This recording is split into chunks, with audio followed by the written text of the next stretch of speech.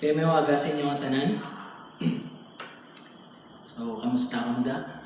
I hope okay pa ka mada tanan. Kaya kabalo ng tanga, hindi ta pagpabayaan sa aton nga Ginoo. No? So, I hope na okay pa ka mada tanan. Magbasa ako diri sang isa ka verse, Deuteronomy 31 verse 6. Magpakabakod kamo kag magpakaisog, hindi kamo magkahadlok sa sining mga tao. Ang inyo Diyos, ang Ginoo mismo magaupod sa inyo, hindi niya kamo pagpabayaan o pagpatumbayaan. Magkakanta kita sang mga ambahanon para sa atong Ginoo, magkakanta kita sang balaan-balaan kag kari-haring gamanan.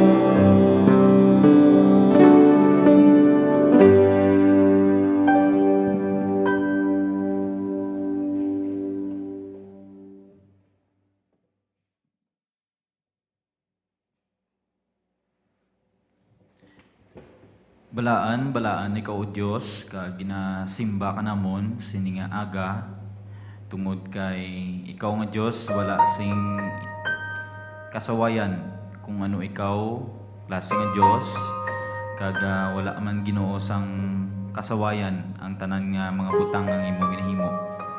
And in short, Lord, you are a blameless, you are a holy God nga masaligan namon sa amon tagsa nga kabuhi.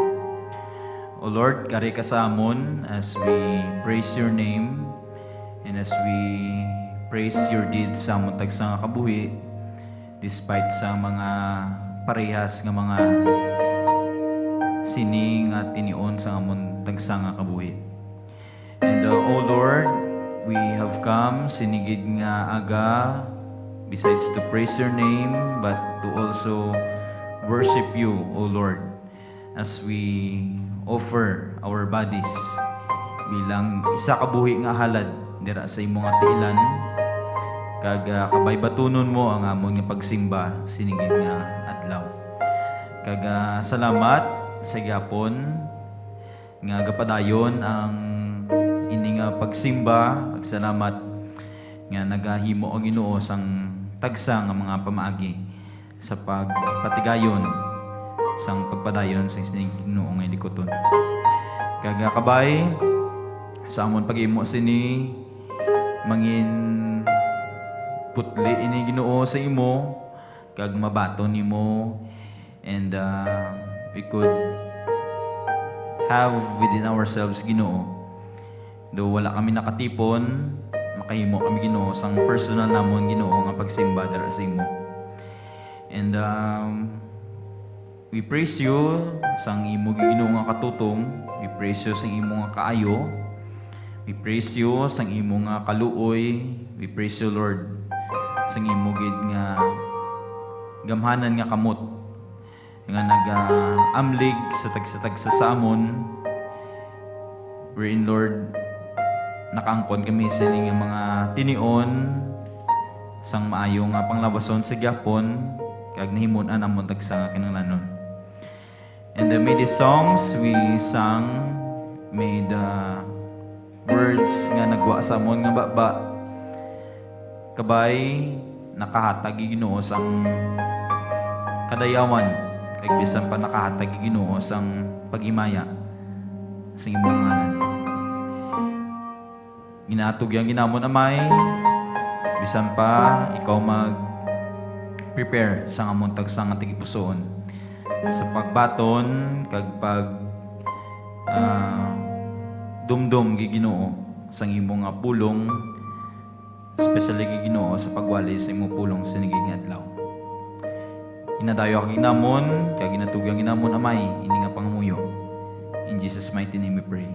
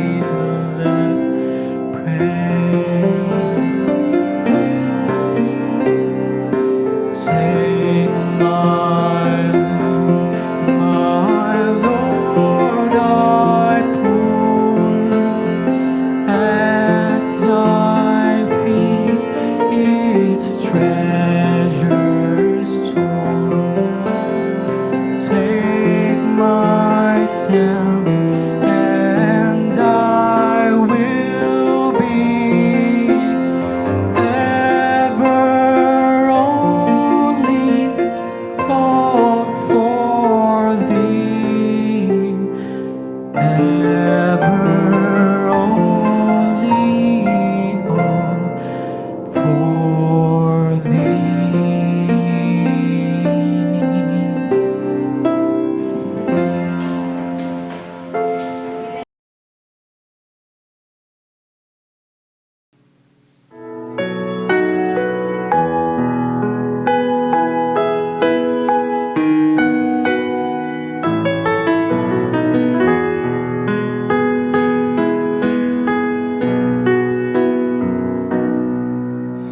Time just drifts away, and as I look back on the years, memories of happiness and bitter tears. Through it all, there was a common thread that cannot be ignored. You were there, teaching me to be your servant, Lord. All along, your hand has been guiding me, shaping my life to be a beautiful song. All along, you've led me through the things that you do would make me strong. Your love has been there all along.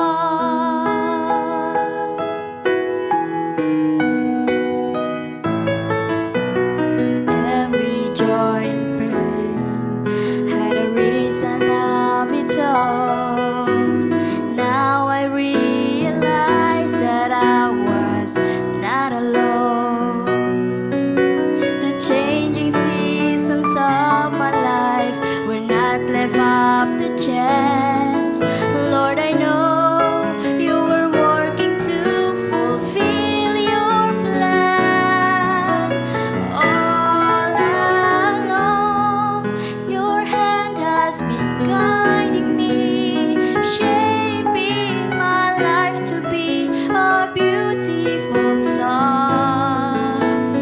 All along, you've led me through the things that you do would make me strong. Your love has been there all along.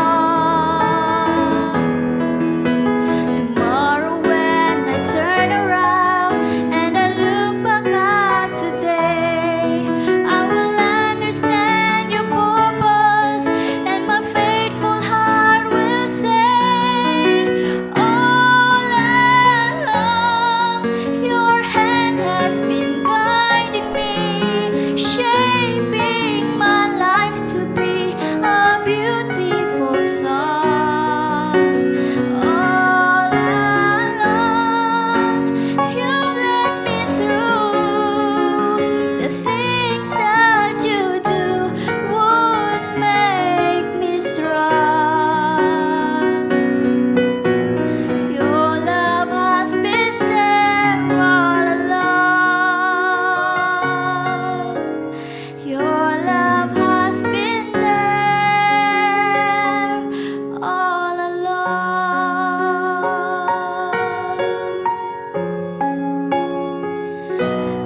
All along. Mayong aga mga utod ka ginigugman akon nga mga kauturan. Nagapasalamat kita sa Ginoo sa sining aga nga liwat gitagaan kita sa Ginoo sang opportunity nga makasimba kita sa aton nga Ginoo sa piyak sang aton nga sitwasyon, sa piyak sang ginatubang naton subong apang salamat gid nga makadayaw kita sa iya kay ang sitwasyon hindi makapugong sa aton nga balatyagon to worship our God because that is our desire nga mga Kristohanon nga mahibaya man naton nga Ginoo. Now sa sini nga aga we're going to study the Word of God. Kag nagligad semana gintunan naton ang Daniel chapter 1 and we study about the commitment of Daniel. And according to our study, we discussed that the life of Daniel and his commitment that sometimes God allow our situation to change, our environment, people sa aton nga palibot ma-change. But nakita naton ang realidad nga ginambas ang pulong sa Ginoo that Daniel remained faithful sa aton nga Ginoo. Ang iyang commitment to our God nangin stable. So that is the topic nga gindiskussan naton nagligad semana, that the situation may change but the commitment should remain. Now this morning, as we continue to study the life of Daniel in his commitment, we discuss ang bag-o nga kamaturan nga makita naton about his life, and of course continue kita magatuon about his commitment. And this morning we study about the commitment of Daniel to our God in the face of difficulties, and that is the title of our message this morning, and the second part of our message, the commitment to God in the face of difficulties. Nagligad si mana, ginto na naton, the situation change, but commitment should remain. This morning, we discuss Daniel's commitment to God in the face of difficulties. But before we continue to study sa sina nga passage, Daniel chapter 1, starting verse 8, pakadto sa verse 21, at tis naton tandugon ina nga mga verses, and this topic, mga muyo kitanay. Let us pray. Sa imo Dios kag langit no namon nga may nagapasalamat gid kami sa sining aga that we can serve you and worship you. Though our situation change, but still our heart's desire nga mag-worship sa imo Ginoo. That's why ari kami sa sining aga. And everything, O God, hindi mahimo namon ang masami nga ginahimo namon before. We used to go in the church and then upod sa imo kanakan nga nagasimba. But Lord, amants nga ginahimo namon ini Ginoo that we worship sa different nga mga puluyan kag nagasimba sa imo Ginoo through video. But sa piyak Ginoo sang sini nga sitwasyon, ang amon nga commitment to worship you, God, and to pray you sa imo bilang amon Dios nagapabilin. That's why this morning ari kami diri to continue to worship, O God, through this video. Nga paagi sini Ginoo, your name will be glorified in our midst.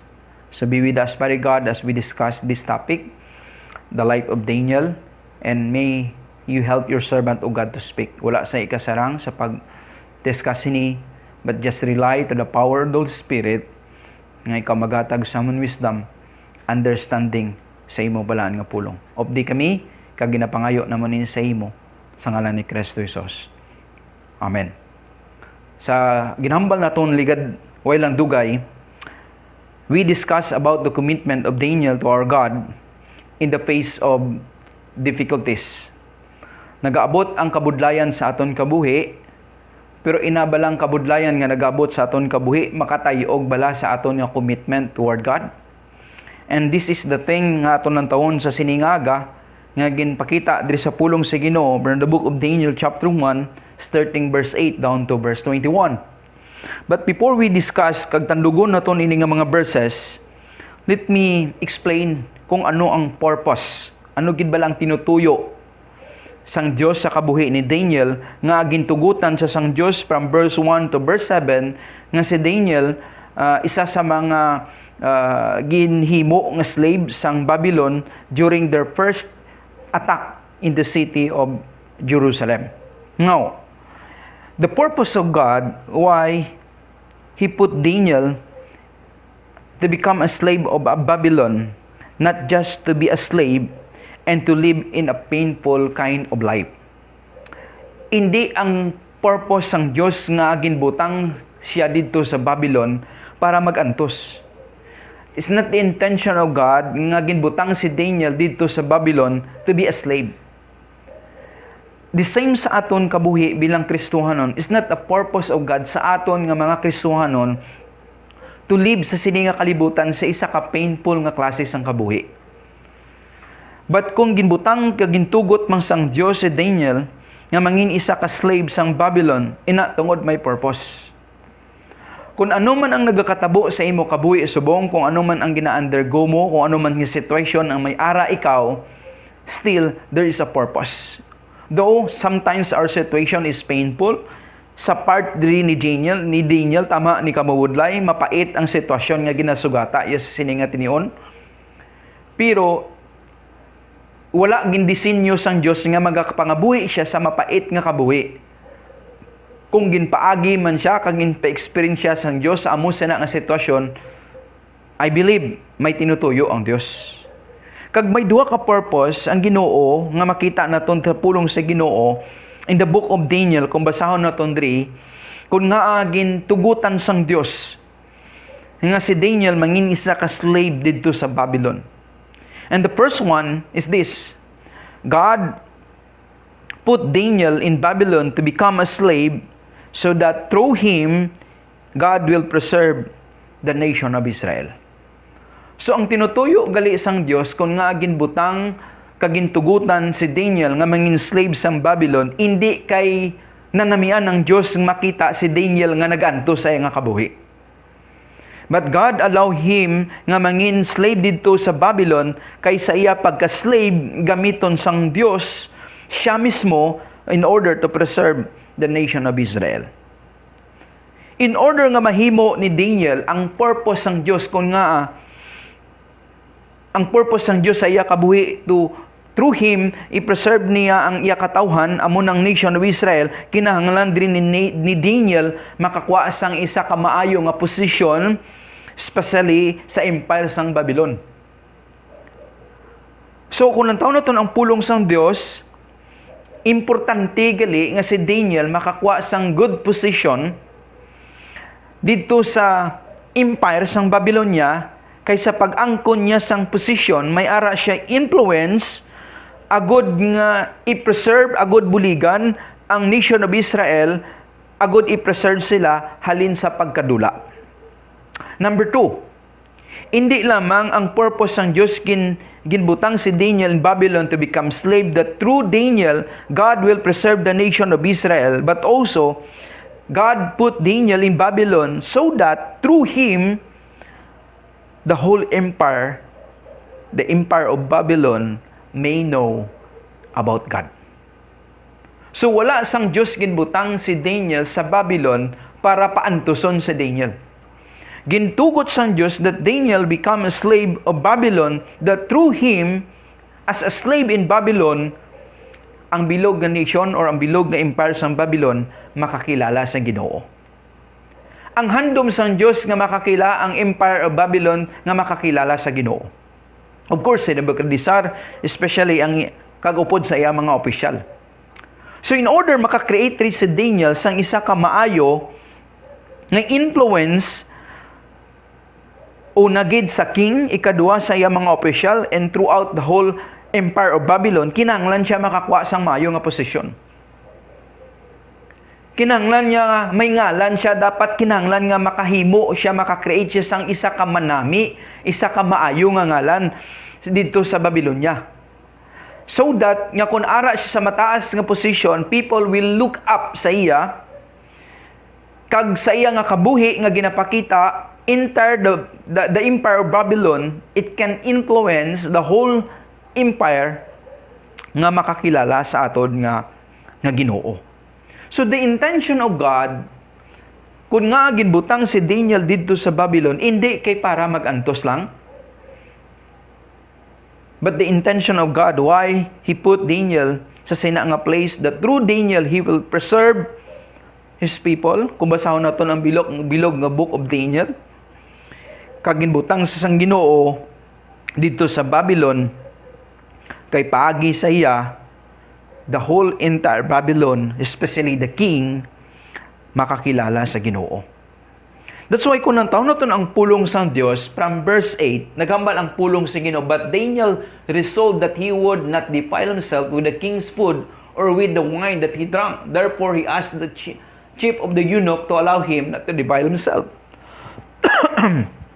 Kung nantaw natin ang pulong sang Dios, gintiskasan natin nagligad sa imana, from verse 1, pakadto sa verse 7, nga si Daniel diri,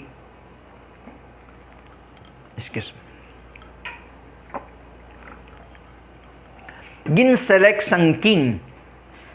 Ang ginimo diri sang king, nagpili siya sang mga youth, gin-training niya ini, kay after 3 years sa pag-training, pilion niya nga mangin isa ka servant mismo sang king. They will serve dito sa palace, personally dito sa king. So isa sa mga ginpili ni sang official ni King Nebuchadnezzar nga matrain kag mangin servant sang king sa pila ka adlaw, way naliwan si Daniel kag ang upod niya, ang tatlo niya ka mga friend, si Meshach, si Shadrach, kag si Abednego. Kung nanto na ang pulong sa Ginoo from verse 1 down verse 8. So, buot silingon ang opportunity nga gin-open sang Dios sa iya to train and someday kung maayo iya performance, makakuha siya sang maayo nga position, mag-serve siya mismo dito sa king, maka-create siya sang name entire the city or the empire of Babylon. So, mangin fulfillment sang plano sang Ginoo sa iya kabuhi that he can influence the whole empire to know God. So, amo ning intention sang Dios sa opportunity ini nga mangin sikat, mangin isa ka stepping stone nga ginhimo, ginbuksan sang Dios sa kay Daniel nga maka-create siya sang maayo nga ngalan into the empire of Babylon, agod nga maka-influence siya sa bilog nga empire nga makakilala sa Dios. So this is a good opportunity. But sa sining opportunity nga gin-open sa iya, may difficulties nga ginatubang. And these difficulties is it can compromise sa iya nga commitment toward God. So hamas ang pulong sa Ginoo, ginpili siya, gintrain siya. But isa sa mga requirement, isa sa mga gin-offer, isa sa mga ginhambal sang king's official sa ila while they train sa sulod sang 3 ka tuig, they should eat the food nga ginakaon sang king. According sang pulong sa Ginoo, verse 7, ginlantaw na to nagligad si Mana nga ang food nga gin-offer sila is the food nga ginakaon sang king, but the problem is the food nga ginakaon nila is the food nga gina-offer man sa idols. So ang commitment rin ni Daniel is to serve God. Ang commitment rin ni Daniel nga magapangabuhi siya sa sininga kalibutan to honor and please God. But at this time, may opportunity nga ginbuksan, but may posibilidad nga maguba man ang iyang commitment because he can compromise his stand and commitment to please God kung magkaon siya sang food nga gin-offer nga ginakaon man sang king. So kung nantaw na tundri ang situation, anong pinaka-importante? May opportunity to create name. But on the other side, he can compromise his commitment toward our God. So di nas importante ang opportunity to create name nga mangin dako ikaw, mangin sikat ikaw, but sa piyak nga bahin, you will compromise your stand, you will compromise ang imo nga commitment sa Ginoo, that as long as you live, you will please and honor God. So nung ginhimo diri ni Daniel, kung nataw na to ng pulong sa Ginoo, his commitment in God naging maligon. Kay hambas ang pulong sa Ginoo, Daniel resolved that he would not defile himself with the king's food or with the wine that he drank. So amo ning commitment ni Daniel. Sila niya, mas pilion niya nga mag-refuse ang pagkaon nga gina-offer sang king. Ang importante sa iya nga sundon niya ang iyang commitment sa aton nga Ginoo to please God. And according sa pulong sa Diyos, therefore he asked the chief the eunuch to allow him not to defile himself. Nang pamangkot, ano ang rason kung nga hindi si Daniel diri magkaon sang food nga gin-offer sa idols? According sa passage, kung kaunon niya ang food nga gina-offer sa iya, sining sa Bible, allow him not to defile himself, makapahigko sa iya. Ang word nga defile, daw pras-bras ang bayo nga limpyo, tapos gindagdaan mo.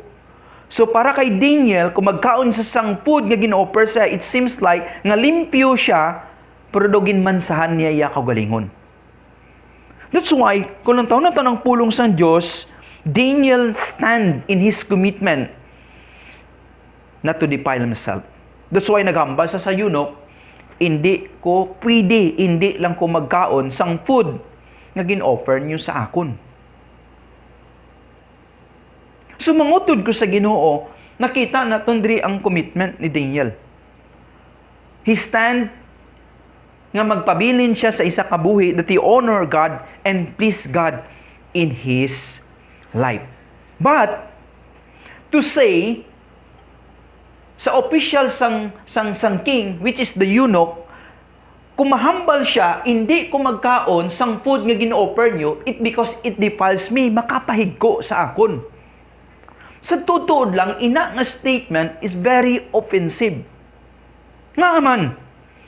Because Daniel understand nga magkaon sang sina nga food nga gin-offer sa idols, makapahigko saya. And then hambalon mo ang taga-Babylonia nga hindi ko magkaon sang food nga ginapakaon nyo sa akon, kay kung kaunon nyo na, makapahigko sa akon. Maybe sa part sa mga taga-Israel, it is good. Nami ni siya katama. They understand sang tinindugan din ni Daniel kay makapahigko manggid ang pagkaon nga gino-offer sa ila. But on the other side, sa mga taga-Babylon, it is very offensive. So para sa ila, ang decision, ang statement din ni Daniel nga hindi siya magkaon sang food because it defiles himself, it seems like na nagambal si Daniel nga hindi ko magkaon sang pagkaon nyo kaya ang pagkaon nyo mahigko. Hindi ko magkaon sang pagkaon nga gino-offer nyo sa akon, kay nga man higko sa akon, makapaguba sa akon, imahin sa tubangan sa akon nga Ginoo. So very offensive ang ginahambal diri ni Daniel toward the eunuch, the official of the king.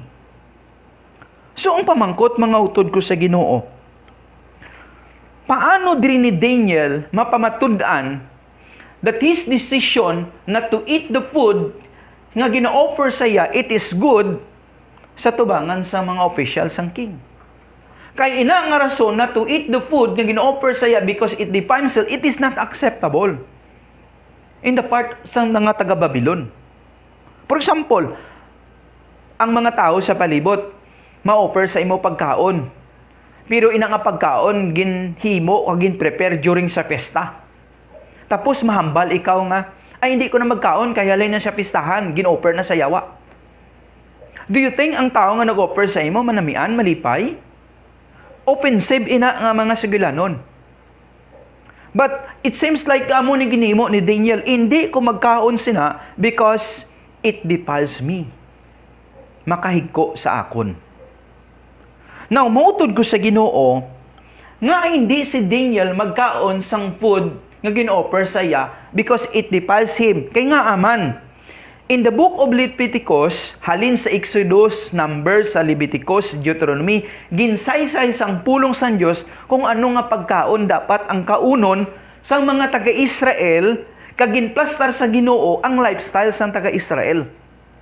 Subuot silingon, si Daniel nag-refuse sa pagkaon nga gin-offer sa hindi kay tungod iya personal conviction. He refused to eat the food nga gin-offer sa iya because that is based on the guidelines and against the lifestyle nga gintudlo sang Ginoo sa ila. So hindi niya personal conviction kag personal preference. Why di si Daniel naghimo sang commitment kag stand kay tungod nga hindi ko magkaon sang food nga bisan manamit ina pero hindi ko magkaon kay para sa akon hindi ko na namian. But Daniel refused to eat the food. Hindi siya namian. Why siya nagkaon? It's because it is against sa lifestyle kag way of living nga gina-require sa Ginoo sa iya nga katawhan. So the issue is not the food, but the issue is how Daniel lived nga nangin obedient sa aton Ginoo sa pagpangabuhi nga ga-refuse kag wala nagasunod sa sistema kag lifestyle nga hindi kag wala na santo sa kasuguan sang Ginoo.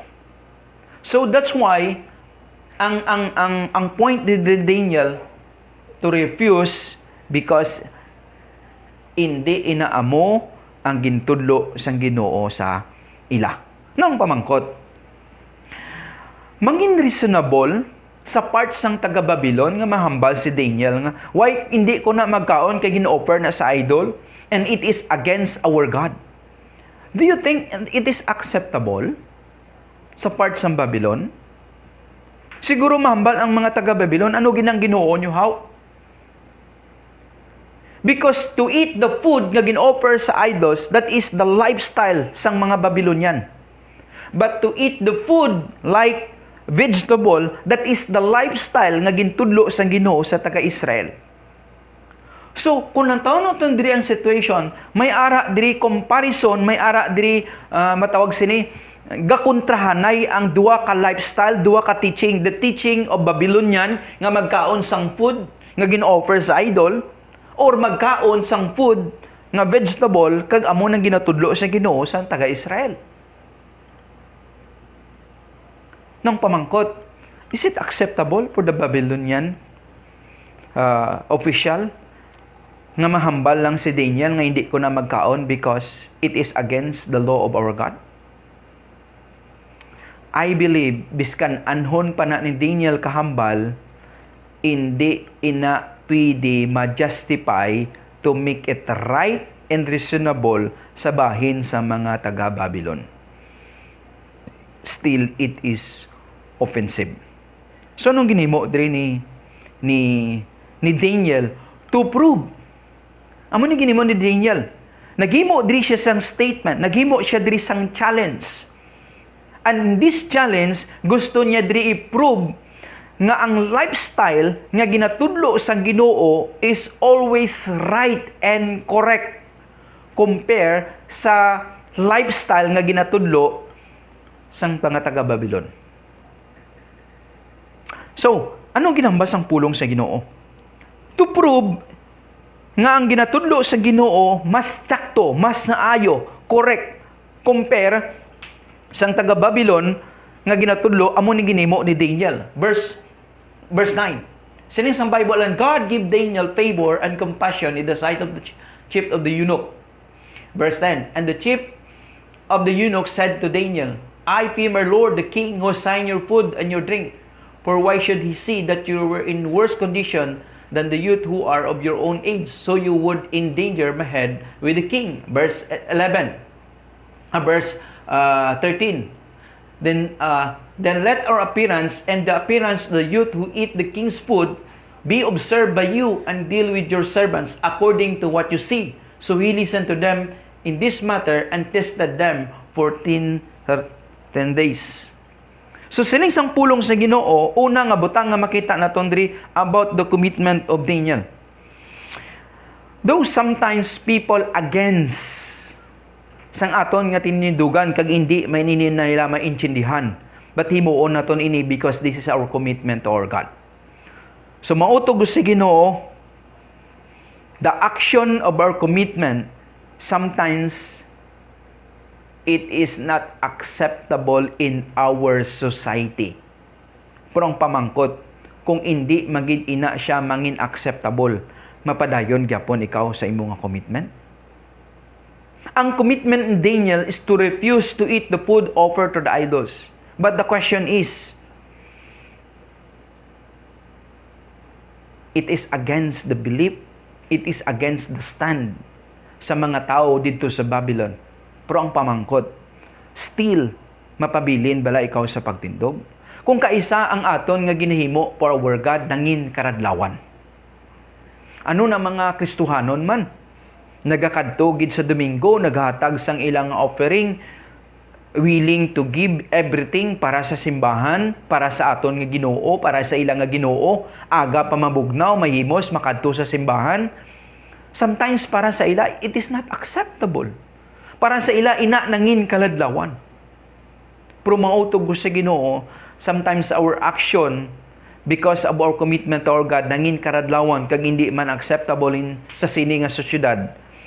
But sa kinanglan sa gyapon kita, mangin mapina dayonon. Kag amo ning ginpakita diri ni Daniel.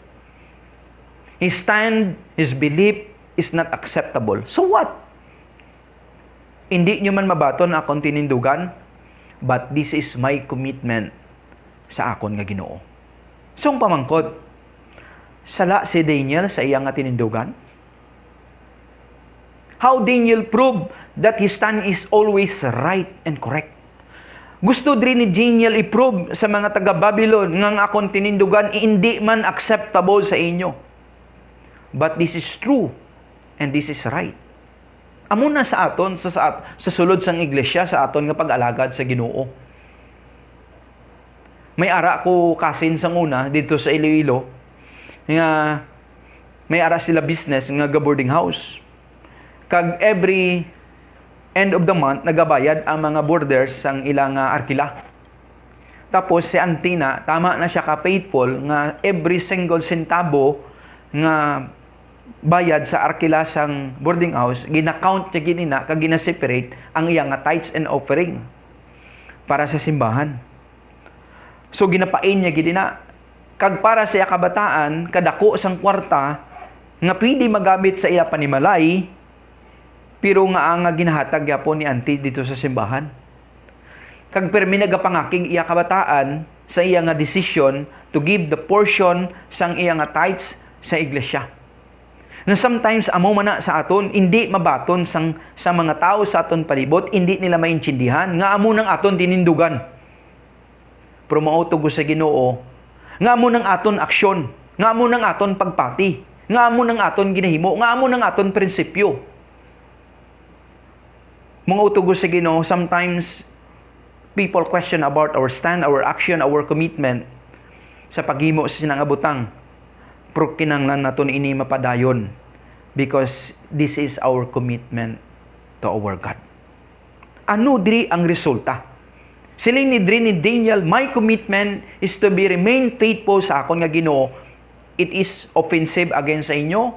It may not acceptable sa inyo. Bro, hindi na importante. Basta importante, mangin committed ko sa akon nga Ginoo. And I want to prove sa inyo nga ang teaching sang akon Ginoo is correct compare sa inyo gay natudlo. Siling ni Daniel, naghimo sa sang challenge. Siling niya, pakaunan ninyo ang inyong mga youth sang pagkaon nga namit, nga ginakaon sang king, kag gina-offer sa idols. Kay kakuya, kag akon mga friend, makaon sang pagkaon nga vegetable. 10 days after, makita na kita liwat, kag i-compare naton kung sino mas healthy. Kamo nga nagkaon sang pagkaon nga gin-offer sang king, nga para sa inyo, amo nang tsakto, amo nang dapat, or kami nga ginatudlo sang Ginoo sa amon, amo ni nga pagkaon ang namon kaunon. So lang taon ta kung sinong tsakto, kung sino prinsipyo ang tsakto, kung sinong tudlo nga tsakto. Ano ang basang pulong sa Ginoo? Verse 14, so he listened to them in this matter and tested them 14 days. Ano nga ba sa may verse 15? At the end of 10 days, it was seen that they were better in appearance and fatter in the flesh that all the youth who eat the king's food, atong mga youth nga nagkaon sang food nga gina-offer sa idols, mga manamit nga pagkaon, kay amo nang ila ginapatihan, ginapakaon sila sa manamit nga pagkaon, kay amo ni makapabulig sa iya, amo na makahimo sila nga mangin healthy, kay amo nang ginapatihan sa mga taga-Babylon. Pero sa tinindungan sa mga Jewish, especially kay Daniel, no, that is wrong. Kaya amo ning tsakto, amo ning gintudlo sa Ginoo, amo ning dapat magkaon sa sang food, vegetable. Actually, ang vegetable ginhambal to, hindi just like utan, nga mga green, nga ginakaon na ton, nga mga dahon-dahon, kundi mga wheat bread, or amo tong mga pagkaon nga gina-offer. Amo tong mga pagkaon nga ginkaon, diri na di Daniel, mga barley. So, anong resulta? So, 10 days after, so the steward took away their food and the wine they were to drink and give them vegetable. Balik kita sa may verse 15. And the end of 10 days, it was seen that they were better in appearance and fatter in the flesh than all the youth who eat the king's food. So, diri ni Daniel na pamatud-an ng ginatudlo sang Ginoo, ang lifestyle nga ginahambal sang Ginoo sa amon is always right compare sa ginatudlo ninyo. That's why, because of these things nga ginhimo, because of this challenge nga ginhimo diri ni Daniel napakita nga ang Ginoo nga nagatudlo sa taga-Israel is maalam nga Ginoo compare sa Ginoo nga ginasimba kag nagatudlo sa mga taga-Babylon. Kay ti kabalong taga-Babylon, may Diyos man ni sila. And their teaching, it is from their God. So, diri ni Daniel napakita that our God, quote and quote, is greater, mas maalam, kumpara sa Ginoo sa mga taga-Babylon. Diri ni Daniel na prove nga paagi sa iya nga challenge. Diri niya ginpakita that his God mas maalam kumpara sa Ginoo sa mga taga-Babylon. That's why anong ginimo sa mga taga-Babylon? So the steward took away their food and the wine they were to drink and give them vegetable. Wow, mga utog sa Ginoo. Because of these things, anong resulta? Anong padya? Ginprove diri ni Daniel that my stand is right. Ginprove diri ni Daniel nga akong tinindugan may not acceptable sa imo because it is against sa imo nga tinindugan. Pero amuning tsakto, amuning dapat. Because of this commitment, nakita diri ni Daniel ang premyo. 10 days after, ano ginhimo sang eunuch? Gingkwa nilang pagkaon nga ginakaon sang king nga gin-offer sa idol kag gin-change nila sang food ni Daniel kay nakita nila that the food and the stand of Daniel is right kumpara sa ilang nga ginatudlo. Sumungutog sa Ginoo. Again, one thing, the lesson that we can learn out of this passage. Sometimes our action nga ginihimo naton because of our commitment to our God may not acceptable. Maybe people will criticize us because of our stand, because of our commitment, because of our belief, because of our conviction. Pero kung ang aton nga conviction na base sa aton nga Ginoo, kay amo nang tsakto, amo nang ginambas ang pulong sa Dios. And we stand in that conviction. Later on, mapakita naton sa ila ang aton tinindugan, ang aton ginatudlo, tsakto kag amuning nagakadapat. So hindi ka magkadlok, hindi ka magkaluya sa kritisismo nga pwede mo masugata because of our conviction, because of your action, because it is always right. Kaya mo nang ginambas ang pulong sa Ginoo. So nakita naton ang resulta sang commitment diri ni Daniel. So number 2, nga lang taon naton si sini nga aga.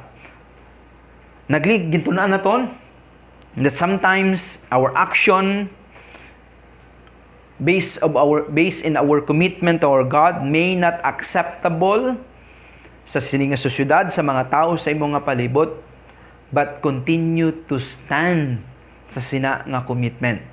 Because later on, mapakita nimo, ma-prove nimo ngang imo tinindugan. Tsakto. Ikaduha nga punto nga ato nang taon sa sini nga aga, the reason nga agahimo kita sang mga butang, the reason why do things because of our commitment sa aton nga Ginoo. Now, kung nang taon nato ang Bible, in verse 17, as for these poor youth, God gave them learning and skills in all literature and wisdom. And Daniel had understanding in all vision and dreams. Now, kung nang taon diri ang passage, ginpa-eskwela diri si Daniel, gin-train diri sa sulod sang 3 ka tuig. So, ang pamangkot, it is God's will. Sa sulod sang 3 ka tuig, nagtuon siya diri, this is not the book nga halin sa pulong sa Dios. Sa sulod sang 3 ka tuig, ang gintunan niya diri hindi ang libro sang pulong sa Ginoo, but that literature or books nga ginatunan sa mga taga-Babylon. Pero pamangkot nga nag-upod gyapon si Daniel sa sinang nga butang. Nga ginhimo ini ni Daniel gyapon kag nag-upod siya diri sa ginahambal sang king. Because the king required him to study for 3 years. Ang pamangkot nga nag-go sa gyapon dira. Kag kabalo man siya nga sa sinang nga pagtuon, he will not serve God, but he will serve the king of Babylon, that is ni King Nebuchadnezzar. Pero nga ginhimo gyapon ina ni Daniel. Tandaan naton mga utog sa Ginoo, ginhimo di ini ni Daniel that he study and go with the plan of the king of Babylon, king of Nebuchadnezzar, kag ginhimo ya ini nga butang, not because of the king, but ginhimo niya ini because of his God. The simple point is this. everything nga ginahimo mo sa imong kabuhi, ginahimo mo ina because that is your commitment to God nga maghimo sang maayo nga mga butang. Anong punto? Simple. Kung maestra ka, gatudlo ka. Sa pagtudlo mo, anong rason nga gatudlo ka? Not to please the student. Hindi kay para end of the month may sweldo ka. Matudlo ka because that is your commitment to your God. Nag-eskwela ka, hindi kay para makamayo, makakuha ka sa mayo nga kurso sa pila ka adlaw kag magtaas lang grado mo. But above all, gahimo ikaw sina because that is your commitment to our God. So si Daniel, nagsunod siya diri sa mga ginahambal, sa gina-require sang king of Babylon, hindi tungod he want to please king. But he go with the king plan because that is the commitment, that is his commitment, that is Daniel's commitment sa aton nga Ginoo. Nga sa pagsunod niya sa plano sang king, ginahimo niya ina because of his commitment to our God. Kay gusto siya magsunod sa plano sang Ginoo sa iya kabuhi, nga sa pila ka adlaw makuha siya sang good position in the empire. So that kung ara na siya sa makaangkon siya sang mayo nga posisyon, he can influence the whole empire to know God. Sumungutog sa Ginoo, hindi ka isip nga gahimo ka sang mga butang kay para ina sa iban nga tao, para sa imong nga boss, para ina sa imong pamilya lamang, but above all, gahimo ikaw sa sina nga butang, and the only reason, the main reason kung nga gahimo ikaw sa sina nga butang, because that is your commitment to your God. Now, at this time, may mga frontliner, especially Christian frontliner, na nga ginahimo nyo na ang mga butang. Ginahimo nyo ina nga butang because that is your commitment to your God, nga ipakita nyong gugma ni Kristo Jesus paagi sa mga pagbulig sa mga tao nga nagakinahanglan sang bulig. May isa ka member sa church nga ginistorya ko. He's a frontliner.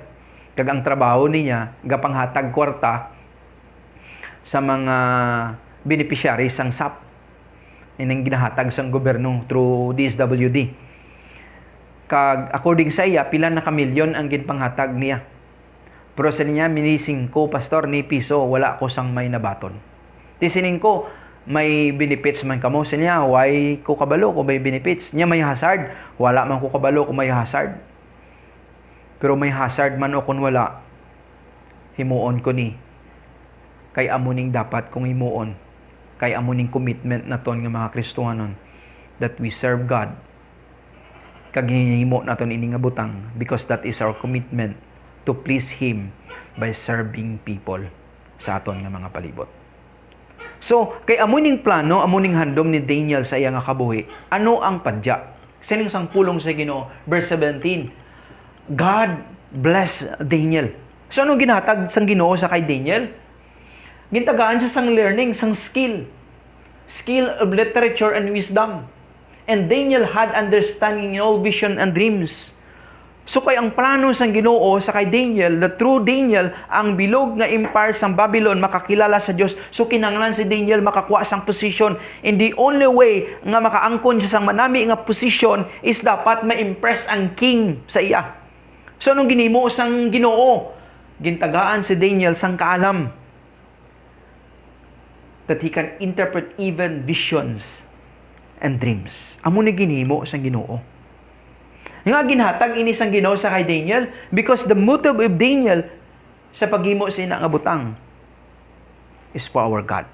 Now, Daniel interpret the dreams of the king is not because he desired to please the king, but he interpret the dream of the king because he want to please God in his life. So, hindi naton paghimuon ang mga butang, ginahimo naton ina for the people. But above all, the main reason nga ginahimo naton ina nga butang because we want to please God. So because of these things, ang Ginoo nagbulig sa kay Daniel. Ang punto, simple, Kung amo ning handom mo sa imong kabuhi, the reason kung nga ginahimo mo nga butang because you want to please God, because that is your commitment to our God, ang Ginoo buligan niya gid ka. So that mapulpil mo ina ang mga butang kag handom sa imong kabuhi. Ano pa gid ang makita naton diri? Next nga verse 18. At the end of the time, when the king had commanded that they should be brought in, the chief of the eunuch brought them in before Nebuchadnezzar. So after 3 years, nga pagtuon, ano ang basang pulong sa Ginoo, ginpatubang sila dito sa king, sa kay King Nebuchadnezzar. Kag anong nakita ni King Nebuchadnezzar? Sa niya, at the end of the time, the king had commanded nga makadto sila dito. Anong nakita sa king? The chief of the eunuch brought them in before King Nebuchadnezzar. Anong nakita ni King Nebuchadnezzar? Verse 19. And the king spoke with them, and among all of them, none was found like Daniel, Hananiah, Mishael, and Azariah. By the way, Hananiah, Mishael, and Azariah is the friend of Daniel, Shadrach, Meshach, and Abednego. So, hamas ang pulong sa Ginoo, the desire of Daniel is good. And the desire of Daniel is to please God in his life. Everything ginahimo ko ni to honor my God. That's why I want to serve the king, go with the king, not because he like to please the king, but he want to please God and honor God in his life. Kag sa pag-serve sa king is to go with the plan sang Ginoo sa iya nga kabuhi.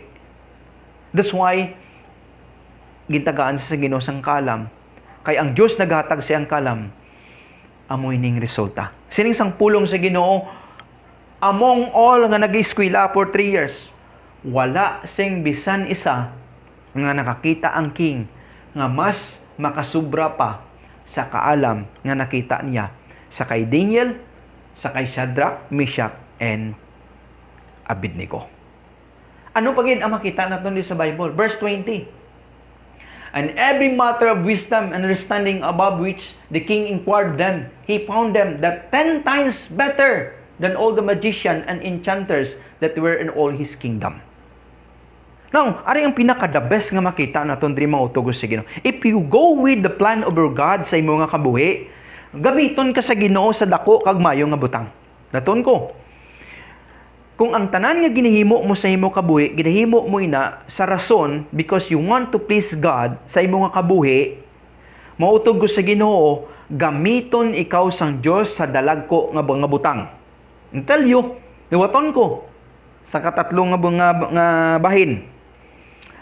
Kung ang tanan nga butang nga ginahimo mo, kag ginahimo mo ina kay ang nangindako nga rason kag main nga rason kung nga ginahimo mo ina because you want to please God in your life, God will open you the opportunity to serve Him more kag gamiton pag ikaw sa dalagko nga butang. Nga anong makita naton diri sa Bible? 10 times nga mas alam si Daniel compare sa mga tao nga ato dito sa Babylon. Now, sang una, kung magdamgo ang king, kag nagakinanglan siya sang spiritual advice, diin siya kakadto. Diin siya kakadto sa magician and enchanters. Amo ning iya nga spiritual advisor. Amo ning gahatag advice sa iya. Amo ini ang nag-influensya sang king to make a decision, this magician and enchanters. Kag sino ning mga magician and enchanters? Mga kampon inasang yawa. Butsingon iyan isang demonyo. So the one who influenced the king is the demon. Ang nagakontrol, ang nagahatag advice sa king of Babylon, which is King Nebuchadnezzar, is the magician and enchanters. Di ni sila kakwa kaalam, sayawa. Pero nuhambas ang pulong sa Ginoo.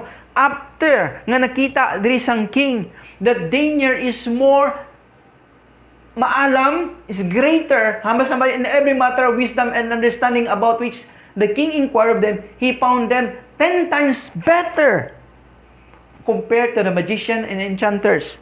That's why, starting that time, nga nakita ni Nebuchadnezzar nga mas maalam si Daniel compare sa mga enchanters and magician nga nangin advisor niya. Ano ginimo niya? Sugod sa tung adlaw, every time nga magdamgo ang king, sino naga-interpret? Daniel. Sino ang naghatag influence nangin advisor sang king during the time? That is Daniel. Just imagine mga utugos sa Ginoo. Isa ka pamatanon nga simply from Jerusalem nangin slave dito sa Babylon, but his commitment sa aton nga Ginoo tama ka intact.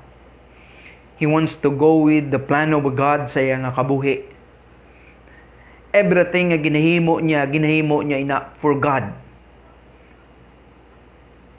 Anong ending siya kabuhi? God opened him sang dalagko nga opportunity that before he influenced sa kay Shadrach, Meshach, and Abednego. But this time, he influenced and give advice the king of Babylon. So, mautog sa Ginoo. Kung may amoy ikaw sina nga commitment, hindi malayo that God will use you sa dalagko nga mga hilikoton kag ministry niya. Number 1, sometimes people will disagree sa mga aksyon nga ginahimo mo kay para sa ila nangin kaladlawan. Sometimes your action hindi nangin acceptable. But sa piyak nga bahin, please continue and remain committed to your God. Because later on, ma-prove mo sa ila ngang imo tindugan tsakto. Ikadua, ang tanan nga butang nga ginahimo mo sa kabuhi, ginahimo mo ina sa rason that you want to please God in your life. I hope the same commitment nga makita nato in the life of Daniel, the same commitment ang makita sa aton kabuhi bilang Kristohanon. So gina-challenge ta kasubong, stand in your commitment biskan nga nanging karadlawan na ikaw. Gina-challenge ta kasubong, himo kasang mga butang kag ginahimo mo ina because that is your commitment to your God. Even a simple thing nga ginahimo mo ina because that is your commitment to your God. Let us pray. Salamat Ginoo sa imo pulong nga mangkitunan sa sining aga, and may your word will encourage us, will teach us, O God, to live the life that you desire in each one of us. Be like Daniel, kung ano siya ka-committed Ginoo. He opened the people in Babylon. Ang iyang stand hindi nangin acceptable. But he fight for it. And later on, O God, na-prove niya diri ng iyang tinindugan, ang iyang stand, ang iyang conviction is true. Ang problema namon kung kay sa amay, may nami kami nga conviction kag tinindugan. But because people hindi magtinbaton sa amon nga mga stand, easy for us to give up. Kag kalimtan namon Lord ang amon nga conviction. But Daniel here, O God, is strong sa iyang conviction kay kabalo siya Ginoo nga iyang ginatindugan is biblical. Because of that, the whole nation or the empire of Babylon realized that the stand of Daniel is right and correct. Kag amo nang dapat sundon. Kag salamat Ginoo that Daniel willing to go with your plan. He served with the king. He followed to the king, not because he want to please the king, but that's part of your plan, O God. Nga paagi sa pag-upod sa sina nga plano, gamiton mo siya amay, kagin gamit mo siya to influence the whole empire of Babylon to know God. May you bless the truth and principle of the word in our hearts. In Jesus' name. Amen. Para sa ating closing hymn, pagkakantaon nato ng katingalahan.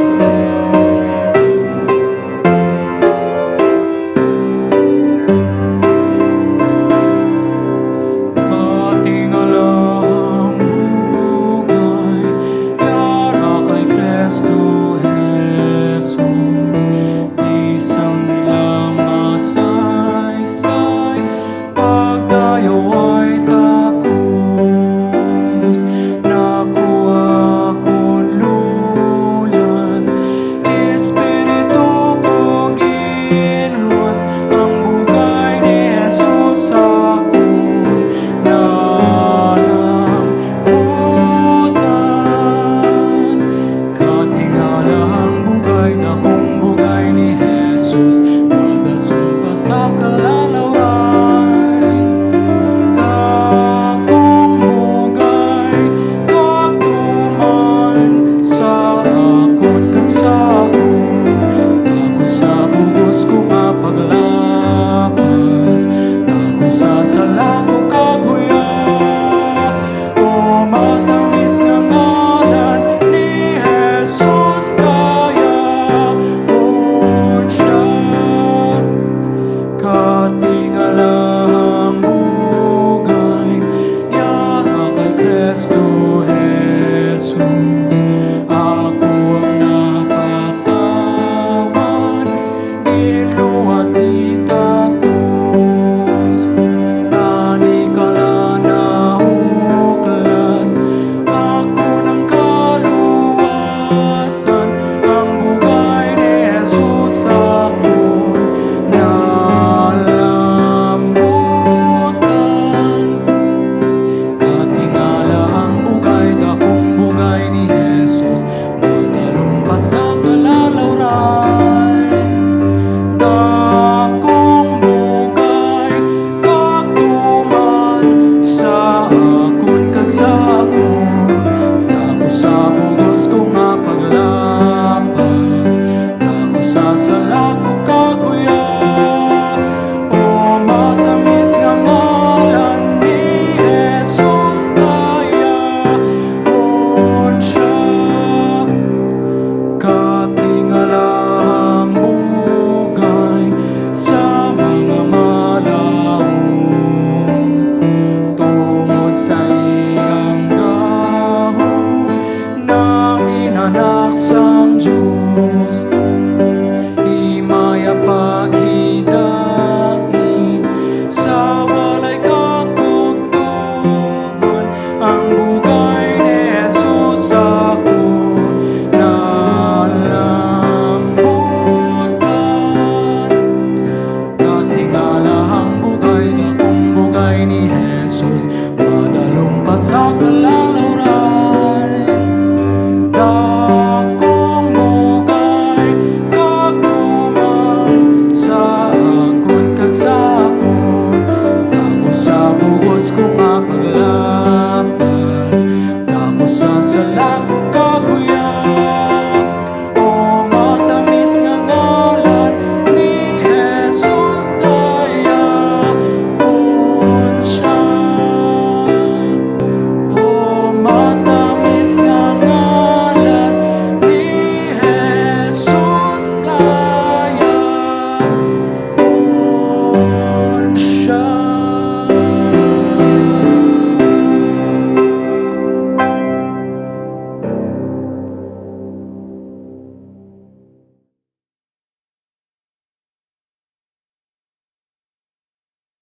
Prita, halang doon kagbalaan nga Dios, matuod gid man Ginoo ang imo nga bugay makatilingala.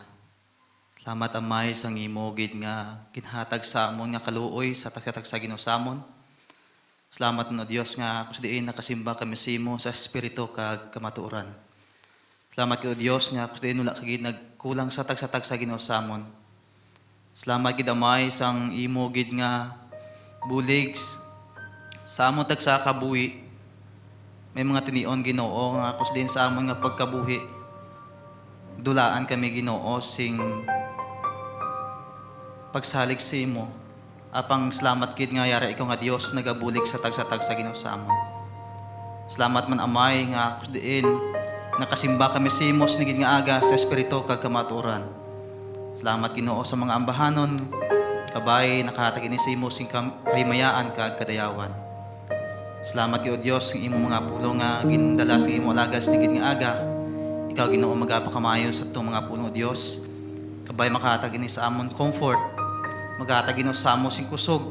Kabakod Ginoo sa pagpadayon namon sa pagkabuhi. Sa pagkabuhi sa inyong kalibutan Ginoo. Nga amon napaktan kung anong matabo sa tagsa-tag sa Ginoo sa amon. Apang nagasali kami kag nagatuo nga may Dios kami nga buhi. Dios nga kusdiin sarang makabulig sa tagsa-tag sa Ginoo sa amon. Salamat gid amay nga kusdiin nakapadayon kami sa pag-alagad sa imo paagis ni nga blatong Ginoo. Salamat gid sa mga persons nga gingamit nimo Dios agod nga mahimo ini nga blaton. Kabay Ginoo ikaw gid magabulig kag magapakamayo sa gyapon sa ila. Ginasali ko man sa imo kitugan ini nga iglesia Ginoo. Ikaw Dios magapakamayo sa ini nga iglesia nga sa gyapon kun ano gid man ang imong nga plano Ginoo. Inatanan o Dios matuman suno sa imong luyag kag mga kabubuton o Dios. Kani kabay sa ning aga nakabalik kami sa kahimayaan kag kadayawan Ginoo sa imo.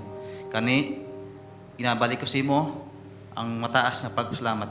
With the love of God, in the grace of Jesus Christ, in the communion of the Holy Spirit, is in you, both now and forever. Amen.